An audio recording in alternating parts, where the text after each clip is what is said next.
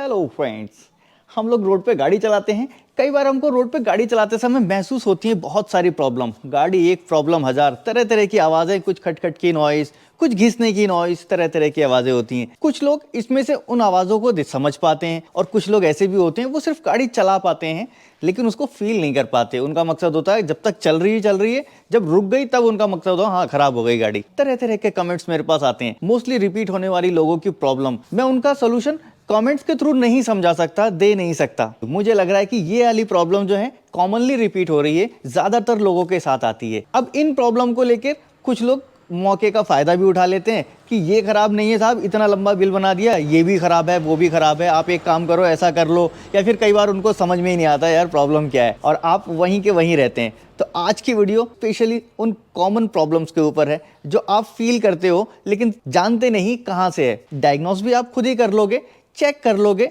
और रिपेयर कर सकते हो तो कर लेना, अदरवाइज आप कम से कम बाहर भी जाते हो तो बता सकते हो भाई साहब ये इसका खराब लग रहा है, आप एक बार इसको चेक कर लो। और आप अगर गाड़ी रखते हो तो मैं हमेशा कहता हूँ थोड़ी बहुत इस मैकेनिज्म की नॉलेज आपको होनी चाहिए ताकि आप अपने पैसे सेव कर पाओ और दूसरी चीज़ कहीं ब्रेकडाउन में फंसने से बच जाओ। टाइम से पहले गाड़ी को रिपेयर करा लो, ऐसा नहीं कि गाड़ी जहाँ खड़ी हो गई हम खड़े हो गए, भाई साहब बंद हो गई गाड़ी, क्या करें।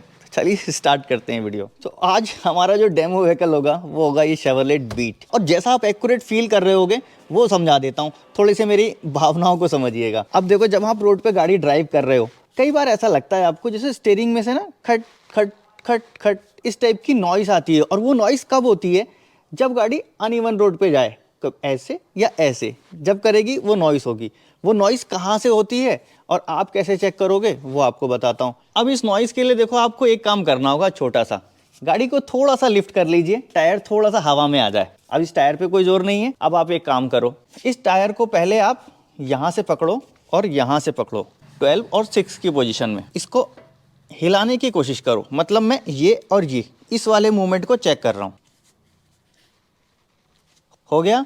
नहीं हिल रहा है। कैसा? मतलब प्ले नहीं होनी चाहिए, ऐसा ऐसा कि आप लोगों को लगता है यार स्टीयरिंग है ये तो मूव करेगा ही ना, लेकिन नहीं, ऐसे और ऐसे मूव नहीं करेगा।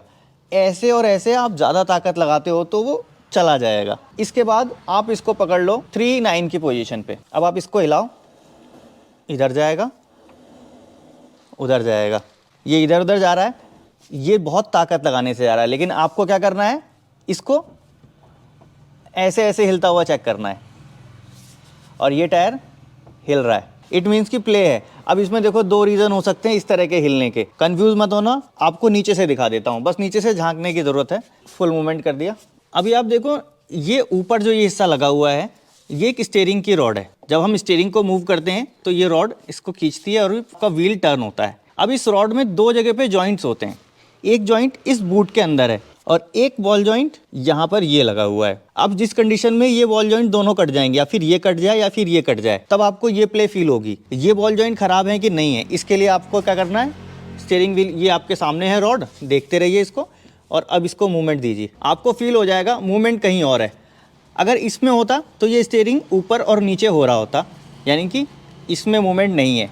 अब देखो इसका दूसरा पॉइंट, स्टीयरिंग को मैं इधर मूव करूँगा, अब इधर जब घुमा दिया तो अब देखो ये जो नीचे हिस्सा लगा है ये लोअर आर्म है, इसको बोलते हैं लोअर आर्म। और यहाँ पे एक वैसा ही बॉल जॉइंट लगा होता है, थोड़ा बड़ा बॉल जॉइंट है और ये इस हब से जुड़ा रहता है, यानी कि व्हील को यही पकड़ता है। ये बुश लगे हैं दो, ऐसे ही इसके पीछे एक बुश लगा हुआ है मोटा वाला जो मैं फिंगर कर रहा हूँ, ये वाला एक बुश लगा हुआ है, ठीक है। अब आपको दोबारा से वो प्ले करना है। प्ले कहाँ कहाँ हो सकता है, या तो इस पे होगा या फिर इस पे होगा या तो फिर इस पे होगा। क्योंकि देखो ना, आप सिंपल देख लो, ध्यान से देखो इसको, ये जो व्हील आपका जुड़ा है इस आर्म के थ्रू ही यहाँ पे जुड़ा हुआ है और एक यहाँ पे जॉइंट है, तो ये या ये तीनों में से कोई एक जॉइंट हो सकता है। अब देखो मैं मूवमेंट देता हूँ, दिख गया आपको? मूवमेंट वहाँ नहीं है, मूवमेंट यहाँ पर है। अब अगर आपको ऐसे दिखाई नहीं दे रहा है तो एक काम और कर सकते हो, कई बार आवाज़ आती है लेकिन ये हिलता हुआ दिखेगा नहीं। उसके लिए आपको क्या करना है, एक रॉड लेनी है ऐसी, कोई भी रॉड जो यहाँ फिक्स हो जाए, इसमें फंसाया मैंने और इसको अब मैं मूवमेंट दूंगा। ये देखो ये हिल रहा है, मतलब क्लियर है ये सिर्फ बॉल जॉइंट खराब है और इसकी वजह से ये प्ले आवाज़ और रफ रोड पे खड़खड़ाहट या फिर अनइवन रोड पे ऐसे ऐसे कर रही थी। बॉल जॉइंट कितने का आता है?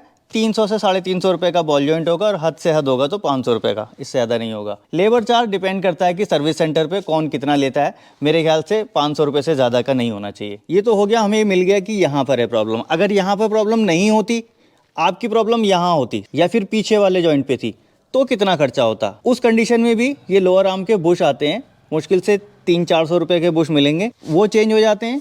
और कुछ कार में ऐसा भी होता है कि ये पूरी आर्म चेंज करनी पड़ती है। 1000 रुपए के आसपास वैगन आर की आर्म आती है, बाकी थोड़ा बहुत डिपेंड करता है गाड़ी के मॉडल पे, थोड़ा बहुत अप डाउन होता रहता है। मान लीजिए आपकी गाड़ी में यहाँ नहीं मिली, वहाँ नहीं मिली, नीचे बॉल जॉइंट पे नहीं मिली और आपको यहाँ मिली, तब क्या होता।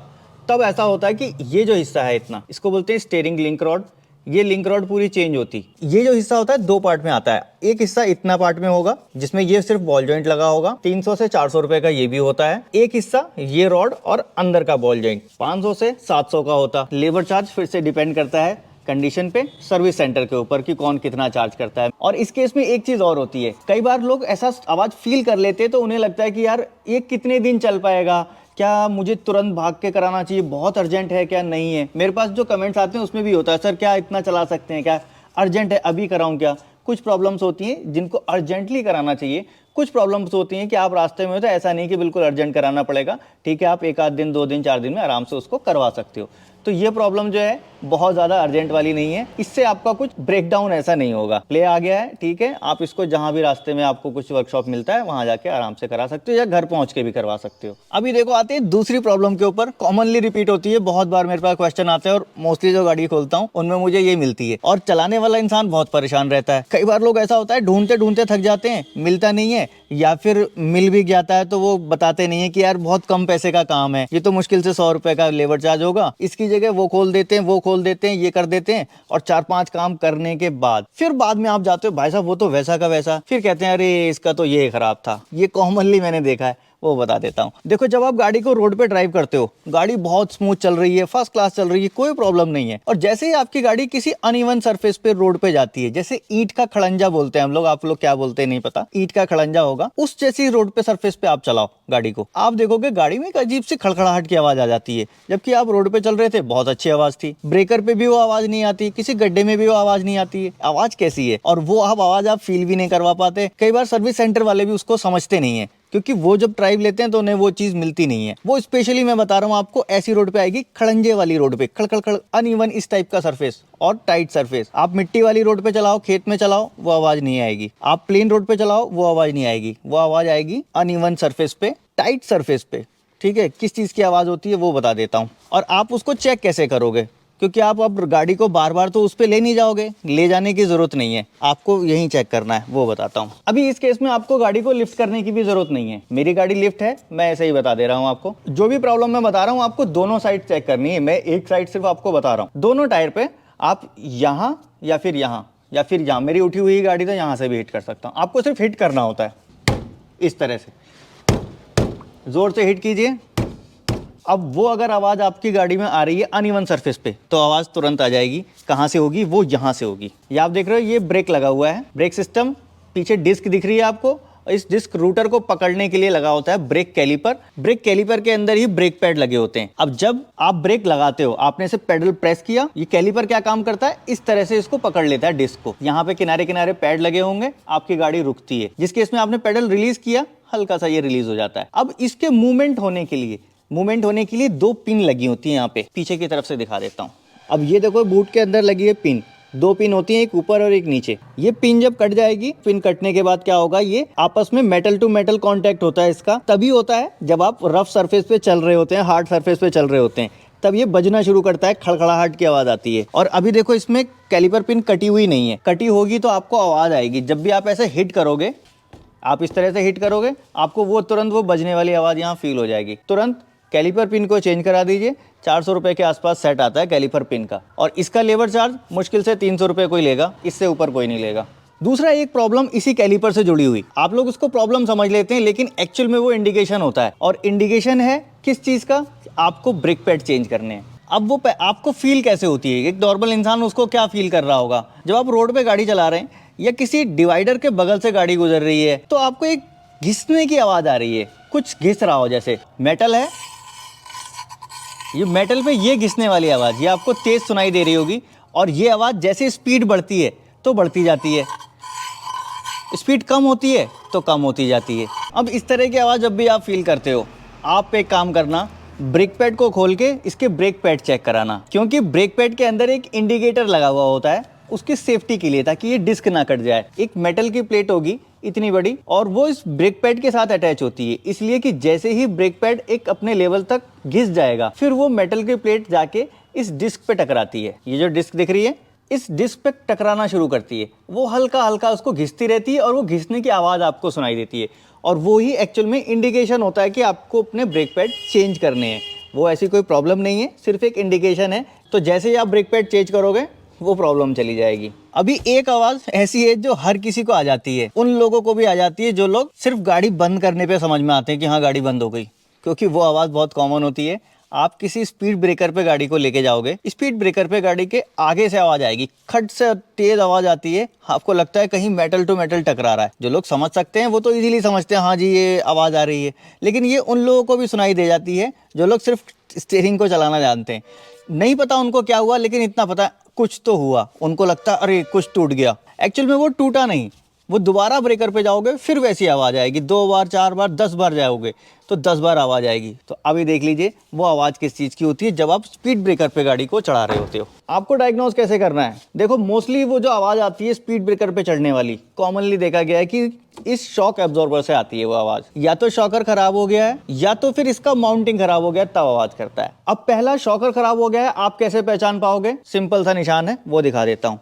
ये देख रहे हो, ये बूट है, ये रबर का होता है। अभी ये ऊपर उठा हुआ है क्योंकि गाड़ी मैंने लिफ्ट की हुई है। नॉर्मल कंडीशन में जब आपकी गाड़ी लिफ्ट नहीं होगी तो ये आपको नीचे तक दिखेगा। आपको अपने हाथ से इसको ऊपर को खिसकाना है, इसको ऊपर सरकाइए, यहाँ ले जाएंगे, देखेंगे आपको एक रॉड दिख रही है। अब इसके आसपास अगर आपको डस्ट चिपकी हुई दिख रही है, कुछ सीलन दिख रही है, गीलापन दिख रहा है, इट मीन्स कि वहाँ पे ऑयल आया है। और जब इस शॉकर से ऑयल निकलने लगा मतलब शॉकर लीक हो गया, इस स्टड को चेंज करने की ज़रूरत है। और शॉकर का प्राइस कुछ गाड़ियों में 1000 रुपये का भी मिल जाता है, कुछ में 1500, 2000, 5-5 हज़ार तक शॉकर आते हैं, डिपेंड करता है गाड़ी के मॉडल पे।